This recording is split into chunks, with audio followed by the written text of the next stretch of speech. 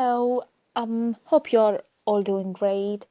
Today on this video, I think I'm gonna explain how to do the NMC processing. I know most of the nurses in India and all over the world are trying to come to UK because here I think we have more than 20,000 unfilled vacancies for nurses.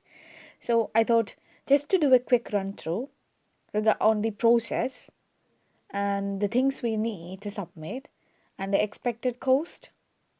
So, firstly, I'll explain like a pre-submitting checklist.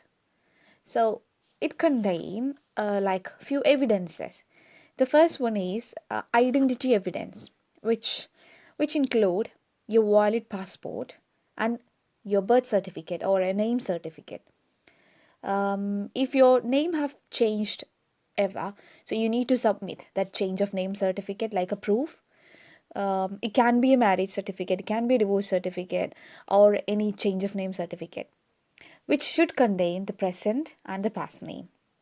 So these two comes under the identity evidence, and then second one is the qualification and registration evidence. So in qualification and registration, we need the original degree certificate, like the provisional degree certificate, which says you got the bachelor degree in nursing, and the registration certificate. It's usually issued by the nursing council, like Kerala Nursing Council, Karnataka Nursing Council, etc. Then the third evidence, it is health evidence. So in health evidence, we might need to provide a self declaration that we don't have any disability, or if you have a disability, you might need to prove that you are able to practice effectively and safely with that disability. So you might need to provide a proof. Usually we can download all that papers from the NMC portal. Next one is we can nominate somebody to take, like, to make a supporting declaration that we are fit to work. So it can be a registered medical practitioner. We might need to provide the contact details of that registered medical practitioner to provide the supporting declaration, and he need to confirm that they have carried out a health assessment within the last 6 months. He also need to confirm that he or she, that the practitioner is qualified to complete the assessment. This form also is available in the NMC portal. Yeah. And the next type of evidence is character evidence. So it also include a self-declaration, like we can self-declare that we haven't got any police charge or convictions, or we haven't got any determination from the nursing regulatory bodies, like we are not punished or we haven't done anything wrong. Then the next one is a police clearance certificate or a DBS. If you're in UK, you might need to provide a DBS, which should be issued no more than 12 months before you update it. Sorry, before you upload it. Yeah. So we might need a police clearance certificate which is issued no more than 12 months before you upload it. And then we need a few supporting declarations, like the first one will be from the regulatory body, that is your nursing council where you have registered. And then second one from your recent employer. Third one is from your educational institution. So and your educational institution also might need to provide us transcript. Also, we need to submit it along with this evidence. Then the fifth evidence is your language evidence. So it can be, I think they have expanded it. Now we got three options. The first one is accepted language test, which include IELTS or OET. We should have the required score. Then second one, if your qualification, like if your degree is taught and assessed in English, you could submit that evidence instead of the language test. And the last one, I think this one actually came into existence recently. A recent practice in a majority English speaking country. So I think they are asking for a minimum of 1 year experience in a majority English speaking country.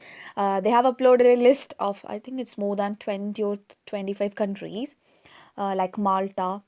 I can't remember all those names, but still, few countries. I'll upload, like I will put a link down below so you can access it. Now let's move on to the process. So we need to begin the application by creating an NMC account, which is the Nursing and Midwifery Council of UK in NMC portal.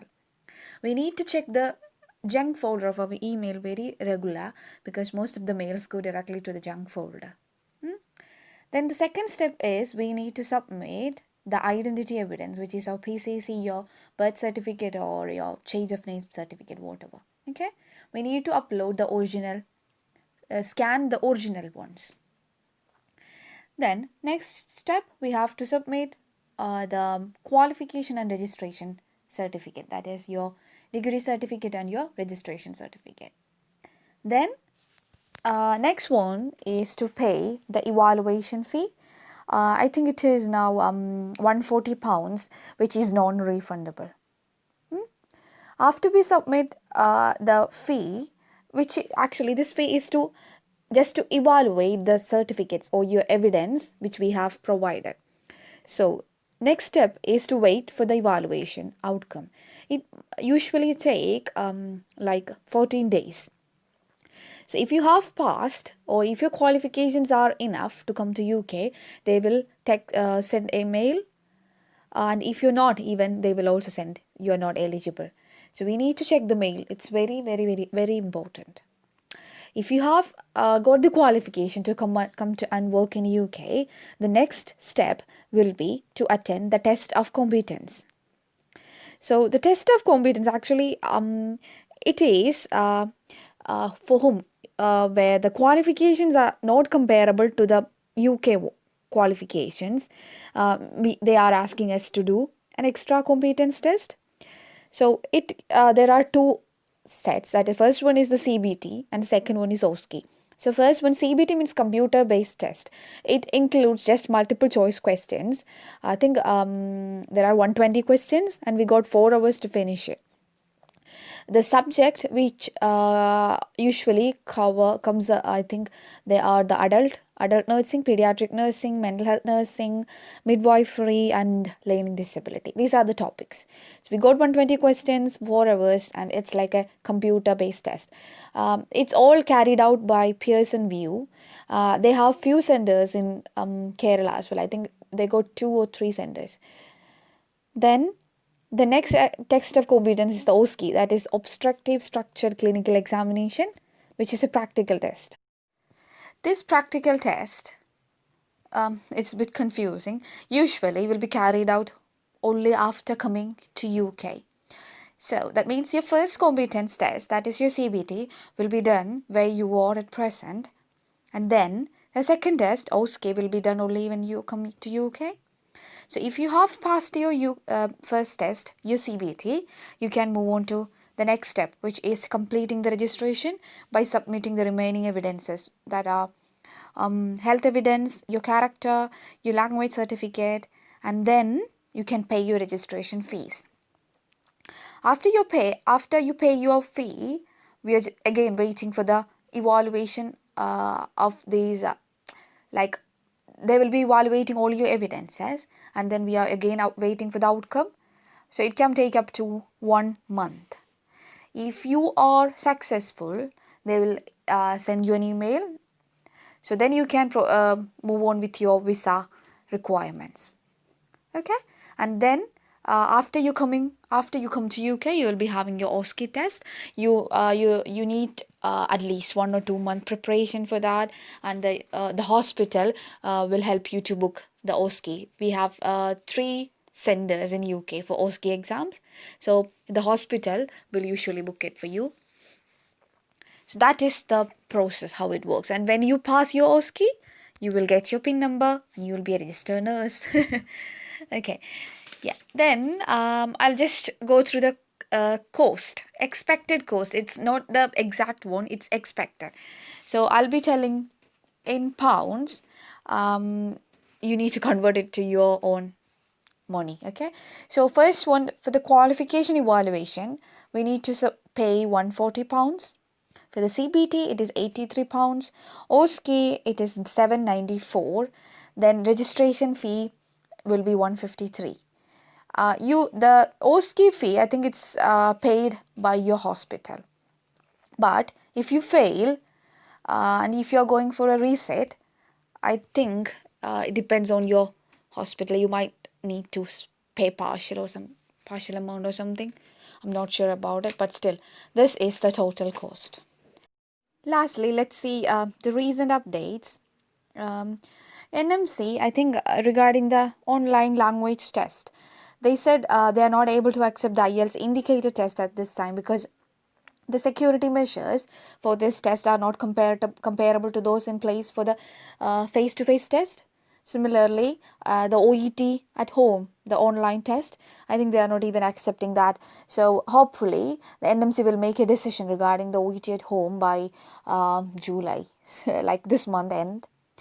And regarding the CBT, I think NMC has expanded the validity of the CBT, which will be expiring between 1st March and 31st August 2020 by 6 months. So we have the enough time to complete the OSCE test when the OSCE recent days will reopen. Regarding the OSCE, the OSCE centers is going to reopen on July 20th.